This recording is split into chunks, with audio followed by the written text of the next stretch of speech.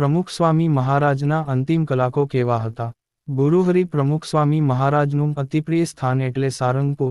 બાપા છેલ્લા સમયમાં સારંગપુરમાં જ બિરાજીને સૌ હરિભક્તો સંતોને દિવ્ય દર્શન આપતા હતા. તો એ દિવસ હતો 13મી ઓગસ્ટ 2016ના દિવસે સ્વામીશ્રી બપોરે 2 વાગે જાગી ગયા.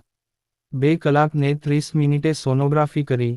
નવાઈની વાત એ છે કે 3 મહિનામાં સારામાં સારો રિપોર્ટ આવ્યો એટલે અંદર ડોક્ટરો અને સંતો ખુશ થઈ ગયા હતા કે બીમારી લાંબી ગ્રહણ નહીં કરે.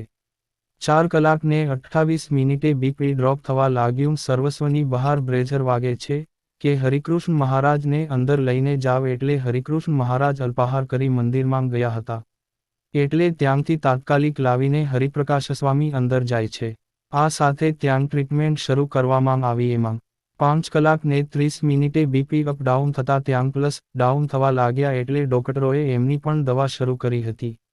બાપાને સેવક સંતે કીધું, બાપા જય સ્વામિનારાયણ, એટલે બાપાએ એ ગંભીર બીમારી વચ્ચે તૂટતાં અવાજે બોલે છે, જય સ્વામિનારાયણ. આ બધી ટ્રીટમેન્ટ ચાલતી હતી એમાં બાપાના મુખારવિંદ પર એક પણ દુઃખની રેખા બતાઈ નહીં.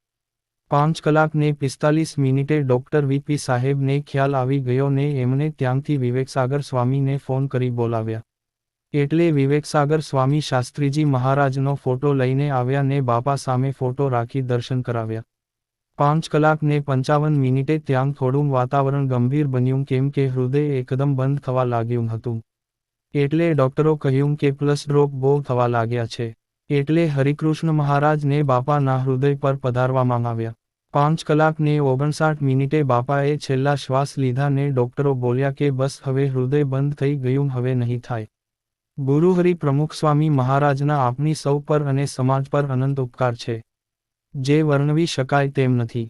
તો જેમને સ્વામીશ્રીના આશીર્વાદ લીધા હોય, જેમ કે બાપાએ માથે હાથ મૂક્યા હોય, બાપાના ચરણ સ્પર્શ, નજીકથી દર્શન, પત્ર દ્વારા, જેમના નામ પાડ્યા હોય કે કોઈ સગા વહાલા જેવા કે ભાઈ, કાકા, પિતા, ભત્રીજા કે પુત્રના નામ, સ્વામીશ્રીએ લટકું કરીને સ્મૃતિ આપી હોય, જેમના ઘરે પધરામણી કરી હોય, અને જેમને સ્વામીશ્રીના દર્શન કર્યા હોય તે કોમેન્ટ કરીને જણાવો, અને સાથે જય સ્વામિનારાયણ લખીને બાપાને હૃદયપૂર્વક શ્રદ્ધાંજલિ આપીએ.